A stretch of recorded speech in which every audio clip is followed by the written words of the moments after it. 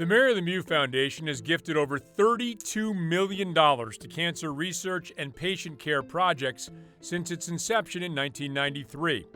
These funds have provided the Pittsburgh community with several life-changing facilities, such as the Mary Lemieux Center for Blood Cancers and the Mary Lemieux Immunotherapy Center at UPMC Hillman Cancer Center, as well as the Mary Lemieux Lymphoma Center for Children and Young Adults at UPMC Children's Hospital of Pittsburgh.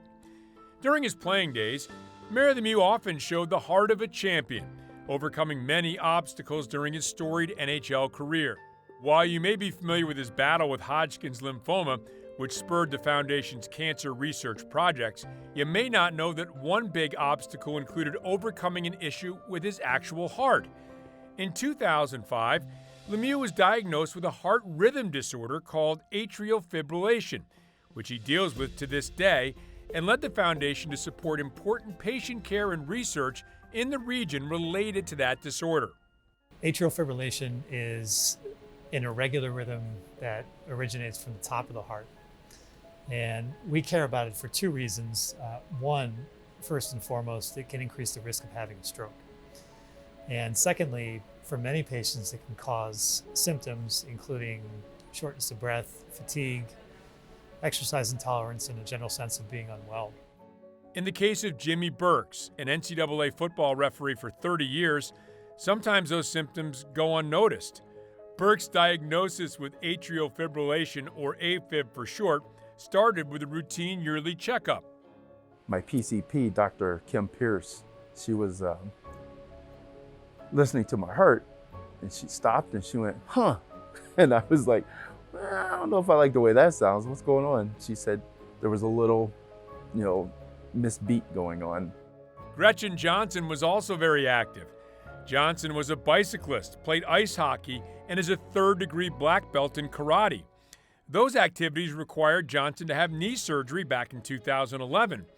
But before she could have that surgery, she was sent to a cardiologist in Indiana for a stress test. They hooked me up to the electrodes before they put me on the treadmill, and my heart rate was well over 200 beats a minute. And they said, you're not getting on that treadmill. And all the bells and whistles went off, and they called people from everywhere, and I'm like, what's going on? So they took me upstairs and they ordered an echocardiogram, and my heart was at a 10% ejection fraction. And I didn't know it. Johnson would end up suffering 3 cardiac arrests. John Polton had a similar fate. In 2008, Polton was diagnosed with mild cardiomyopathy and 10 years later suffered from a sudden cardiac arrest. Polton underwent a cardiac ablation at a different hospital and suffered a second cardiac arrest. Polton then went to Allegheny General Hospital and had a second ablation performed without any complications. I really got involved in understanding the electrophysiology, the arrhythmia problems, and it's basically what I was ventricular tachycardia. And I looked at across the nation, various centers that did this, and lo and behold, Allegheny General was one of the top in the nation. That is thanks in part to the $1 million gift that the Mary Lemieux Foundation made, with matching funds from Highmark Health to establish the Innovation and Research Fund in Cardiac Electrophysiology at AHN's Cardiovascular Institute back in 2019. The Lemieux Foundation gift, which was matched by Highmark Health, has really been a major shot in the arm for our program. It's allowed us to build, in addition to our very busy clinical program, a research program that helps us translate innovative technologies from an investigational standpoint into really affecting patients' care and outcomes. While I was here, my heart would keep speeding up, and the nurses and the doctors would do everything to calm it down. And they decided to give me a pacemaker defibrillator. That was step 1. And that helped, but it didn't solve the problem.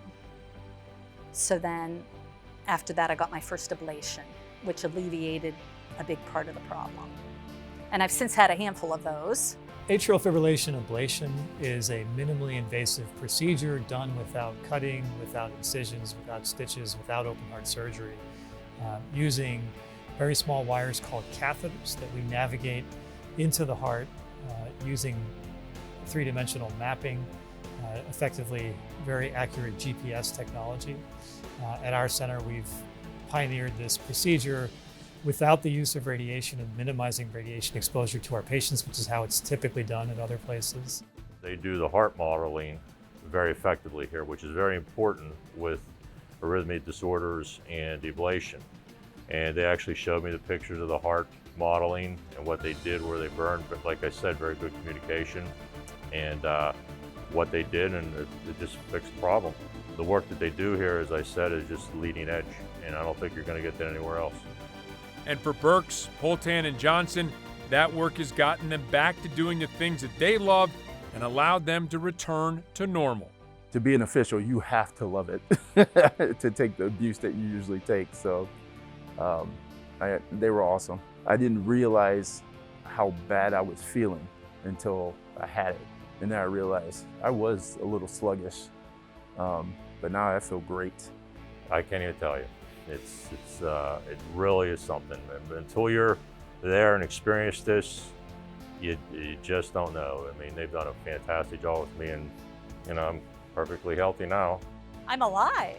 I'm alive. I'm 5'3" 5/8" above instead of 6 feet under. I mean, can you be more grateful than that? I'm grateful I got to see a grandchild born. I've had 10 years, and I plan on having another 30. I don't think if I was anyplace else, anywhere, that I would have survived. I think that the Lemieux Foundation's efforts to improve patient care, to lead and support innovation, and to improve patient experience at a time where people are going through some difficult things is really very admirable and something very unique to our city that we should be proud of.